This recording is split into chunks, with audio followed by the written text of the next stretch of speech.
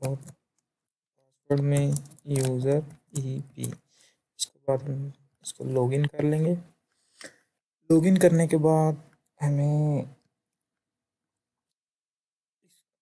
इसमें हमें एक चीज़ का ख्याल रखना होगा कि सबसे पहले हम जिस डिवाइस से इस राउटर की सेटिंग कर रहे हैं, जिस भी मोबाइल या लैपटॉप से, उसका मैक एड्रेस आपने सबसे पहले अपने इस राउटर में ऐड करना है। अगर आप वो ऐड नहीं करते तो आप अपनी डिवाइस से बाहर लॉक हो जाएंगे और जिसकी वजह से आप इसको दोबारा एक्सेस नहीं कर सकेंगे। फिर आपको अपने राउटर को रीसेट करना पड़ेगा या लैन के ज़रिए किसी और डिवाइस के साथ लगा के आपको अपने राउटर को फिर एक्सेस करना पड़ेगा।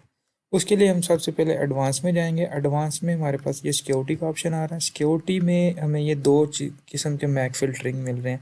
एक ये मैक फ़िल्टरिंग है, ये आपकी लैन को जो होता है, सम लैन पे जो मैक फ़िल्टरिंग होती है उसको उसके लिए यूज़ करेंगे। लेकिन हम वाईफाई मैक फ़िल्टरिंग को सीख रहे हैं। वाईफाई मैक फ़िल्टरिंग में चले जाएंगे।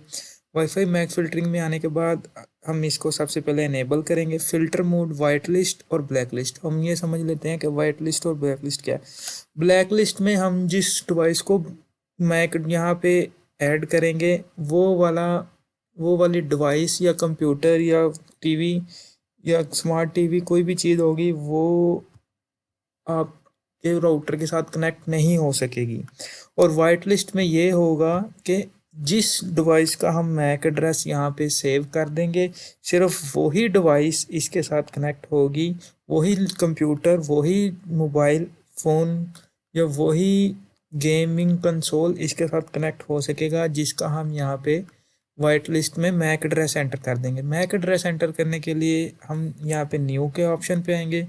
ये हमें एक एरर वो एक एरर आ रहा है कि आपको you must enter the MAC address of the PC connected to the device, otherwise you can not access the web page. इसको हम ओके करने के बाद यहाँ पे SSID हम 1 को सिलेक्ट कर लेंगे।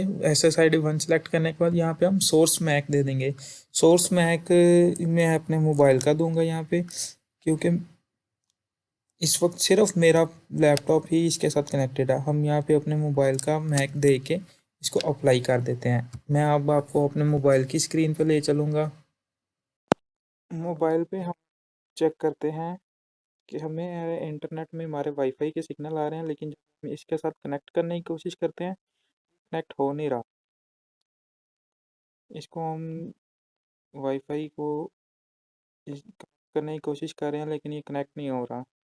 उसके लिए उसके लिए हम यहाँ पे न्यू में जाएंगे, इसको ओके करके मैक एड्रेस उसके लिए हम यहाँ पे न्यू में जाएंगे, इसको ओके करके यहाँ पे अपना मैक एड्रेस जो है उसको पेस्ट कर देंगे। ये मैक एड्रेस देने के बाद हम यहाँ पे इसको अप्लाई कर देंगे। अप्लाई करने मोबाइल पे दोबारा चेक करते हैं, इस कनेक्ट करने की कोशिश करते हैं तो देखें ये यहाँ पे कनेक्ट हो चुका है। और हमारा हम यहाँ अप्लाई करने के बाद हमारे पास यहाँ पे मैक एड्रेस ही शो हो जाएंगी।